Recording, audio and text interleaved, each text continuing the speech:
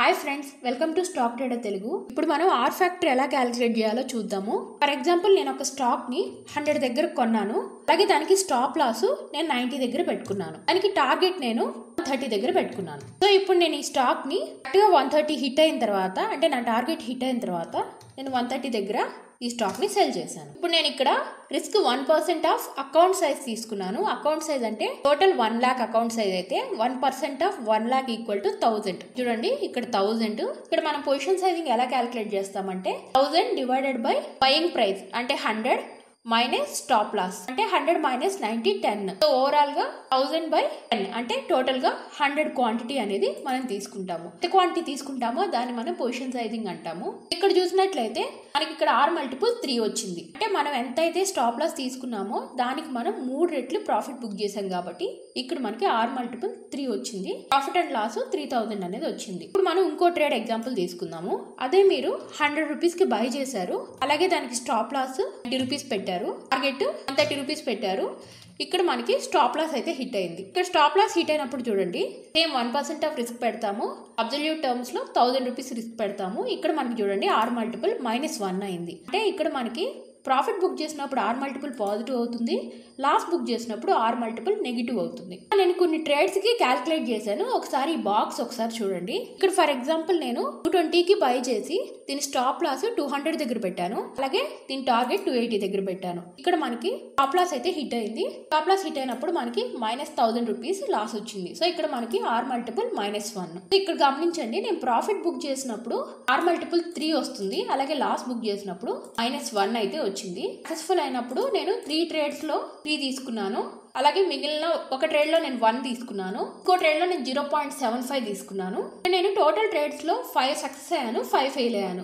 Overall గా అయితే 5 fail అయినప్పటికి కూడా నాకు ఇక్కడ ప్రాఫిటబిలిటీ అయితే వచ్చింది. ఎందువల్లంటే నేను తీసుకున్నప్పుడు ఎంత లాస్ అయితే అనుకున్నానో అంత లాసే నేను తీసుకున్నాను. ఇప్పుడు చూడండి 3 ట్రేడ్స్ లో నాకు 3 టైమ్స్ అయితే ప్రాఫిట్ వచ్చింది. ఓవరాల్ గా ఈ 10 ట్రేడ్స్ తీసుకున్నప్పుడు నా ప్రాఫిట్ అనేది ఎంతైతే రిస్క్ పెట్టానో దానికి నాకు 4.26 టైమ్స్ అయితే నాకు ప్రాఫిట్ అనేది వస్తుంది. అలా మీరు 100 ట్రేడ్స్ గానీ క్యాలిక్యులేట్ చేసుకున్నారు అంటే ఓవరాల్ గా ఎంత R మల్టిపుల్ అయితే వస్తుందో, పాజిటివ్ అయినా నెగిటివ్ అయినా, పాజిటివ్ వస్తే ఆ స్ట్రాటజీ బాగుందని, అలాగే నెగిటివ్ వస్తే ఆ స్ట్రాటజీ బాగాలేదని, లేదంటే మనం రిస్క్ మేనేజ్మెంట్ సరిగా చేయలేదని అర్థము. ఫర్ ఎగ్జాంపుల్ ఇక్కడ నేను 1% రిస్క్ పెట్టా కదా, అదే మీరు ఇక్కడ లాస్ వచ్చినప్పుడు కరెక్ట్ గా బుక్ చేయకుండా ఇక్కడ చూడండి, నేను స్టాప్ లాస్ 180 పెట్టుకున్నాను. బట్ స్టాప్ లాస్ నేను 180 దగ్గర బుక్ చేయకుండా నేను 120 దగ్గర బుక్ చేశాను. ఇప్పుడు చూడండి ఈ కాలము ఇక్కడ చూడండి, నా లాస్ పెరిగిపోయింది. నా లాస్ ఎప్పుడైతే పెరిగిపోయిందో ఓవరాల్ నాకు ప్రాఫిట్ అయితే తగ్గిపోయింది. ఓవరాల్ గా మనకు R మల్టిపుల్ కూడా తగ్గిపోయింది. ఇలా మనం రూల్స్ వైలేట్ చేసి లాస్ ఎక్కువ తీసుకున్నందువల్ల ఓవరాల్ ప్రాఫిట్స్ కూడా మనకి తగ్గిపోతాయి. ఇక్కడ చూడండి, అలాగే మీరు రిస్క్ ఎక్కువ పెట్టుకోవడం వల్ల కూడా, ఫర్ ఎగ్జాంపుల్ మీరు కాన్స్టెంట్ రిస్క్ కాకుండా మీరు రిస్క్ పెంచారనుకుందాం. ఫర్ ఎగ్జాంపుల్ ఇక్కడ నేను రిస్క్ 5% చేశాను. ఇప్పుడు చూడండి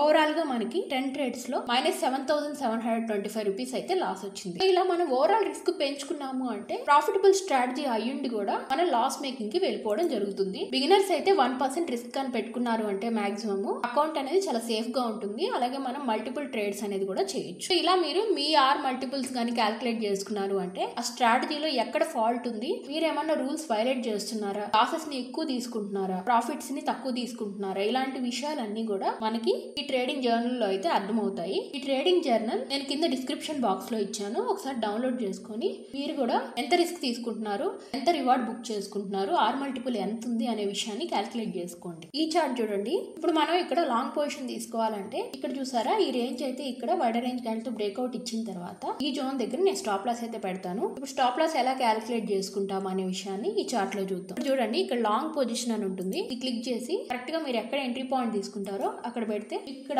రిస్క్ టు రివార్డ్ క్యాలిక్యులేట్ చేస్తుంది. నేను స్టాప్ లాస్ ఇక్కడ పెడతాను కాబట్టి నేను ఇక్కడ వరకు ఎక్స్టెండ్ చేశాను. మనకి ఇక్కడ రిస్క్ టు రివార్డ్ కనపడుతుంది. మినిమం 3 దగ్గర తీసుకెళ్తున్నాను చూడండి. సో ఇక్కడ ఈ ట్రేడ్ కి నాకు రిస్క్ టు రివార్డ్ 3 అనేది నేను పెట్టుకున్నాను. ఇక్కడ మీరు డబుల్ క్లిక్ చేసినట్లయితే ఇక్కడ ఓవరాల్ గా అకౌంట్ సైజ్ 1 lakh ఉంది. అలాగే ఇక్కడ రిస్క్ నేను 1% క్యాలిక్యులేట్ చేస్తాను చూడండి. ఇక్కడ 1 పెడితే 1% కి ఎంత అవుతుందో క్యాలిక్యులేట్ చేస్తుంది. సో ఇది నా ట్రేడ్. ఇక్కడ నేను 11 క్వాంటిటీతో ట్రేడ్ చేయాలి. రిస్క్ టు రివార్డ్ 3 ఉంది. అలాగే ఈ స్టాప్ లాస్ అయితే ఇక్కడ ఉంది. ఇక్కడ మనకి 1:3 రిస్క్ టు రివార్డ్ అయితే వస్తుంది. ఇలా మీరు ఎంత రిస్క్ పెడుతున్నారో దానికి రివార్డ్ ఎంత ట్రేడ్ చేసే ముందే మీకు అర్థమైతే మీరు బెస్ట్ ట్రేడ్స్ ని తీసుకోవచ్చు. ఏవైతే బెస్ట్ గా రిస్క్ టు రివార్డ్ అనేవి ఇస్తాయో వాటిని మనం తీసుకోవచ్చు. ఏవైతే రిస్క్ టు రివార్డ్ ఫేవరబుల్ గా లేవో వాటిని మనం అవాయిడ్ చేయొచ్చు. నెక్స్ట్ ఈ టేబుల్ చూడండి, ఇది reward to risk ratio and your win rate. For example ఆ స్ట్రాటజీలో 10 ట్రేడ్స్ లో 5 సక్సెస్ఫుల్ అవుతున్నాయంటే అది మనం 50% విన్ రేట్ గా కన్సిడర్ చేస్తాము. ఫర్ ఎగ్జాంపుల్ ఆ స్ట్రాటజీలో మనం 50% విన్ రేట్ ఉంది అని అనుకుంటే 1:1 రివార్డ్ టు రిస్క్ గాని బుక్ చేస్తే మనము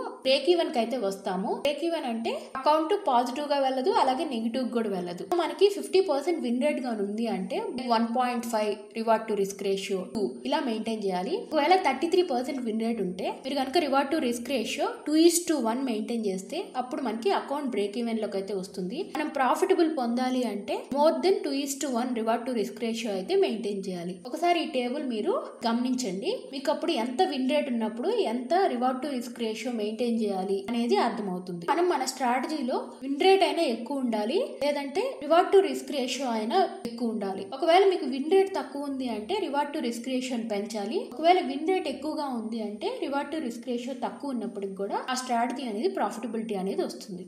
సో ట్రేడింగ్ లో రిస్క్ మేనేజ్మెంట్ చాలా ఇంపార్టెంట్. మనం బాగా రిస్క్ ని మేనేజ్ చేసాము అంటే ఆటోమేటిక్ గా ప్రాఫిటబుల్ అయితే అవుతాము. ఆ ప్రాసెస్ లో మన క్యాపిటల్ ని ప్రొటెక్ట్ చేసుకుంటాము, అలాగే మోర్ ఆపర్చునిటీస్ ని మనం ఫైండ్ అవుట్ చేసుకొని ఇంకా బెటర్ గా మనం ట్రేడ్ చేయగలము. అలాగే ఎమోషన్స్ కూడా మనకి కంట్రోల్ లో ఉంటాయి, ప్రాఫిట్స్ కూడా మాక్సిమైజ్ అవుతాయి. రిస్క్ మేనేజ్మెంట్ ని ట్రేడింగ్ లో ఎప్పుడు కూడా నెగ్లెక్ట్ చేయొద్దు. ఈ కంటెంట్ మీకు నచ్చినట్లయితే లైక్ చేయండి, అలాగే సబ్స్క్రైబ్ చేసుకోండి. ఇది ఇంకెవరికైనా ఉపయోగపడుతుంది అని అనుకుంటే వాళ్ళకి షేర్ చేయండి. నెక్స్ట్ వీడియోతో మళ్ళీ కలుద్దాం.